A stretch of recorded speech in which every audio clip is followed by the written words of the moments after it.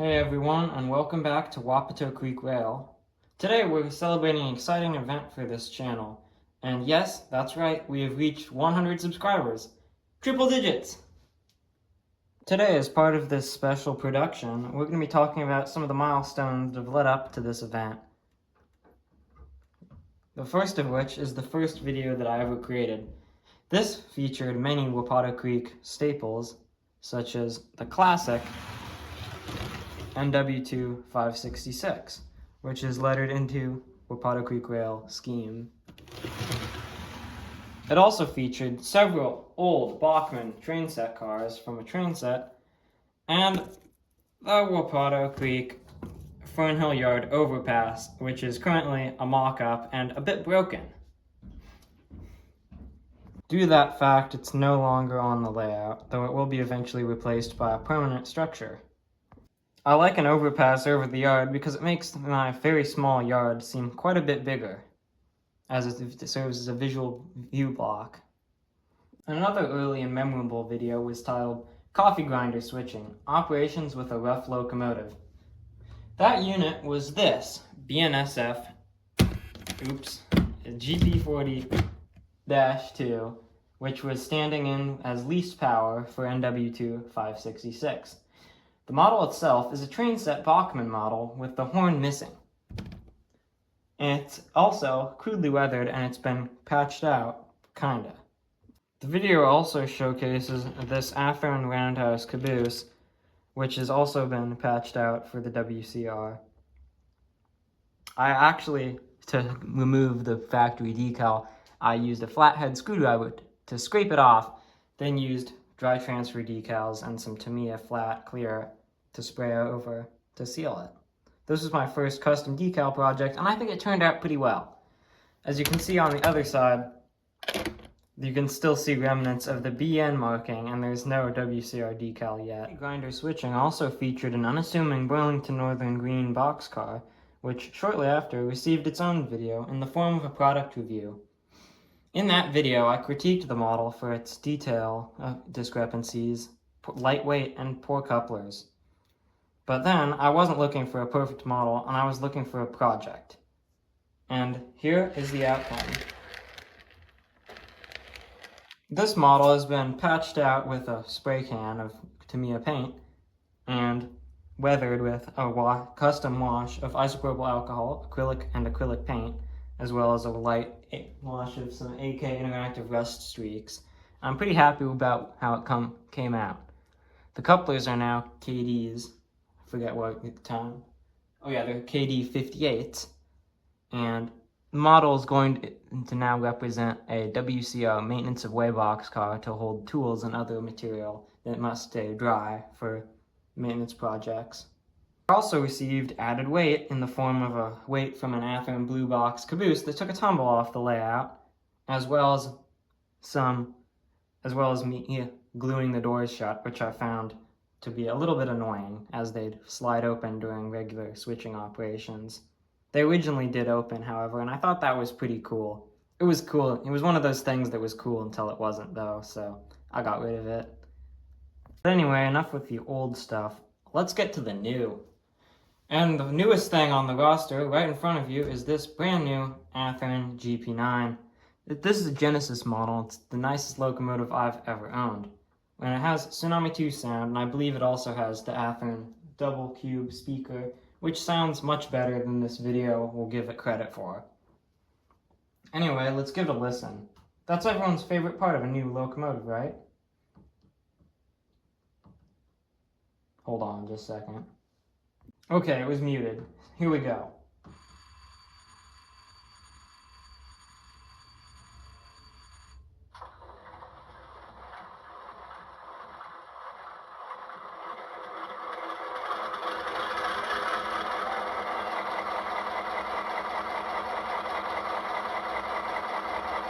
Really, computer speakers and my camera and my phone can't reproduce the sound fully of this. If you're considering buying one of these, don't trust the sound from YouTube. Go to your local hobby store, if you have one, of course. You're definitely very lucky if you do, and have them run one of theirs up and down their test track, which they usually have and will usually do if you just ask.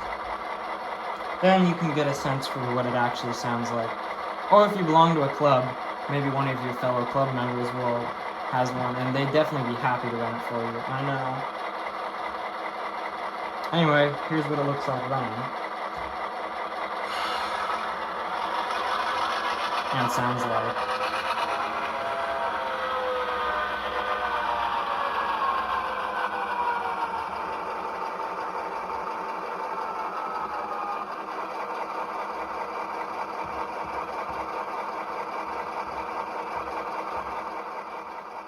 Behind the locomotive is another new acquisition, which I haven't shown to the channel yet. It's this Walther's Mainline Southern Pacific coach car, painted in a beautiful daylight scheme. And this car is special to me because I actually live in Portland, which is where the famed Southern Pacific 4449 resides on display. An occasional operation. I saw it leave on an excursion to Bend, Oregon in 2017, and I've been really hooked with it since I first saw it, and this car allows me to at least have a bit of the legacy on my layout. I can't exactly afford the Broadway Limited model or want it. It would definitely dominate my model railroad, and I'd probably need to join a club if I wanted to actually run it. But this allows me to have a bit of it and on my layout, and hopefully I'll be able to do a little bit of detailing on this model and run it on one of my layout passenger trains that I'm planning.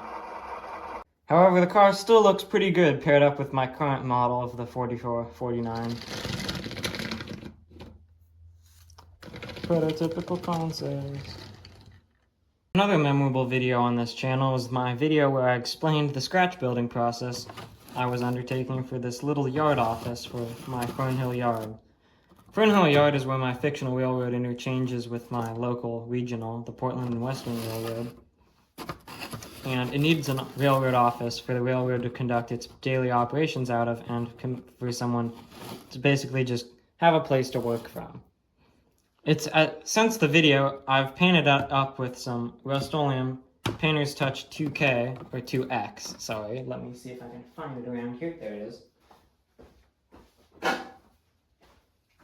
On the workbench, sorry. Primer, just like, yeah, you get the idea, it's gray. Find it in any Home Depot, Lowe's, whatever hardware store.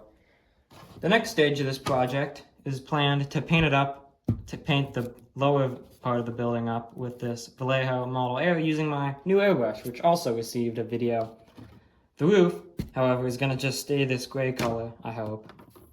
I might try and lighten it up, though, with some light sprays of white from the airbrush because it's just a little bit too gray for my tastes. I'd like to make it a little bit more of a light gray. The primer turns out to be grayer than it actually looks from the cap color. Another future project comes in the form of this paint can. This paint can is full of basically what is dirt round paint, as you can see from the little sample on top, and was mixed for me by my local hardware store. They'll do this, I learned, for really cheap. It was 50 cents for them to mix up this custom color. All I had to do was get a paint chip with the coat on it, and grab this can of flat, basically latex base off the shelf and give it to them. They had it done in 10 minutes, and it was really great. I'm definitely going to try and do that again, maybe for a backdrop color once I get around to installing one. As you can see, for a backdrop, I have these just wooden supports every few feet that give me a place to mount the backdrop on when I decide to do it. This paint's going to be used to make all this foam brown. And then I have a tray of dirt that's drying to make all that dirt have texture, which is going to look great. It's going to be a huge change for the entire layout. After that, I can get started working on scenery, which I'm excited to try, and ballasting and weathering track. By the way, I'm not doing anything overly technical or going really into much depth about this locomotive today. I'll probably devote another video to it, but fear not, you'll see plenty of it in my switching videos that'll be upcoming.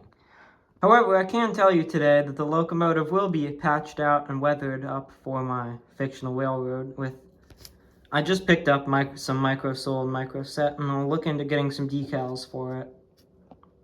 It'll probably remain in this Kodachrome scheme I'm just going to remove the SP from the sides and the front.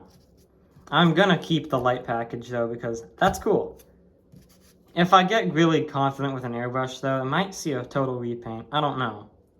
It'll all be in the future, and I might re-decal it first before I decide to repaint it. I don't have a finalized paint scheme for my railroad yet, but I am considering some. Well, that just about wraps it up for this video. Thanks for watching, and I'd just like to close by thanking all my subscribers. All 100 of them, or actually I think by the time this video is filmed, 101. And if you subscribed from a long form video or you just watched a short you liked and decided to hop on, thank you so much. It means so much to me. And even though 100 in the terms of YouTube isn't really that many, still, think about how many people 100 truly is. If you had 100 friends, you would just be like swamped with social events, wouldn't you? Anyway, thanks for watching. Thanks for subscribing, all of you that are. And let's catch you in the next one. Stay tuned, and there's lots of great content coming up. The layout just seems to throw video ideas at me, so I won't be stopping anytime soon, and they're only really getting better as I get more experienced. So, anyway, yep, again, thanks for watching, and I'll catch you in the next one.